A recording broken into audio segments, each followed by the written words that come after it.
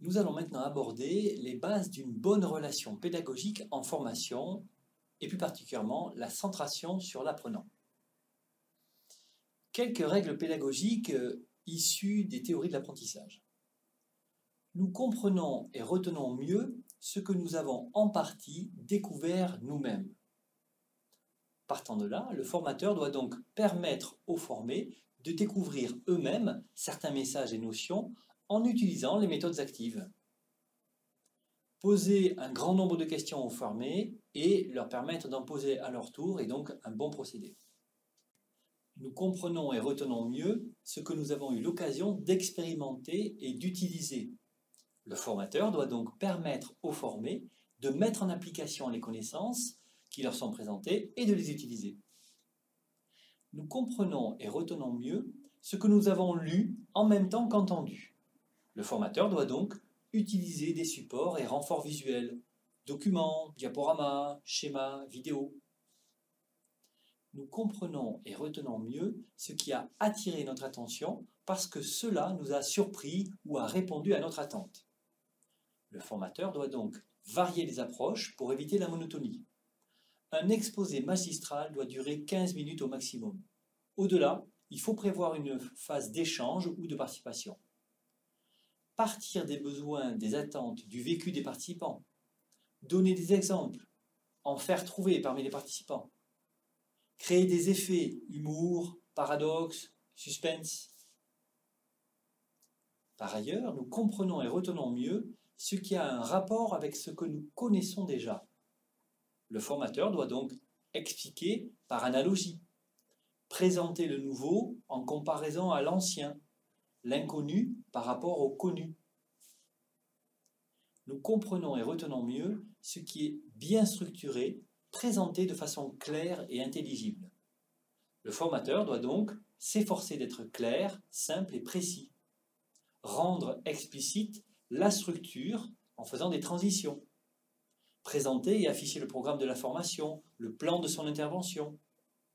Utiliser une terminologie accessible à tous. Nous comprenons et retenons mieux ce qui a été répété ou présenté plusieurs fois sous des formes différentes. Le formateur doit donc reformuler, faire des synthèses, des rappels, des résumés, demander aux formés d'en faire eux-mêmes. Nous comprenons et retenons mieux ce qui facilite la mémorisation, les chiffres, les abréviations, etc. Le formateur doit donc recourir à des procédés mnémotechniques le plus souvent possible. Par exemple, si vous présentez 7 mesures de sécurité à prendre, dites et notez qu'il y en a 7. Si vous présentez 5 phases dans le déroulement d'une procédure, dites et notez qu'il y en a 5. Il est beaucoup plus facile de retrouver les éléments constituant une série si on a pu mémoriser leur nombre.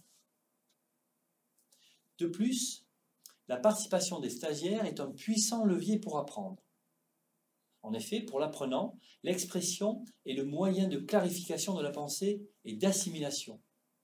Il convient donc que la parole de l'apprenant occupe une place importante en situation de formation et que celle du formateur s'attache à susciter l'expression des membres du groupe. Les procédures de travail utilisées jouent un rôle important pour faciliter l'expression. Encourager le comportement et l'initiative de l'apprenant. Voici par exemple 3 démarches qui peuvent être utilisées. Proposer un support comme point d'appui pour susciter la prise de parole. Indiquer la limite de la performance qui est demandée. Provoquer un travail en petits groupes. L'apprenant pourra également volontiers participer s'il sait que sa parole sera entendue, accueillie. Ainsi, en reprenant et en reformulant ce qui est dit, le formateur manifeste qu'il accepte l'expression des idées et des sentiments et qu'il est disposé à en tenir compte. Lorsque le formateur est en désaccord avec certaines paroles prononcées, il manifeste son sens de l'écoute en retenant l'expression de son jugement dans un premier temps, en soulignant ce sur quoi il est d'accord et en approfondissant par des questions les points où il y a divergence. Les questions sont souvent utilisées pour stimuler la participation des stagiaires, mais elles sont moins efficaces qu'on ne le croit. elle risque souvent de canaliser l'expression et de freiner les échanges. C'est normal. La question fait surtout réfléchir celui qui la pose. Il faut donc susciter plutôt les questions des apprenants. La formation peut aussi encourager le dialogue et la participation par des techniques non interrogatives. Déclaration du formateur, reformulation, manifestation de perplexité, invitation à développer, silence volontaire. En résumé, pour favoriser les apprentissages, vous devrez faire découvrir, faire appliquer, utiliser des renforts visuels, varier votre pédagogie, expliquer par analogie, rendre explicite la structure de votre animation, reformuler, faire des synthèses, utiliser des astuces pour faciliter l'ancrage mémoriel. Il conviendra aussi de faire s'exprimer les participants, les encourager autant que possible, manifester votre écoute de ce qui est dit, retenir votre jugement et enfin, susciter des questions de la part des apprenants.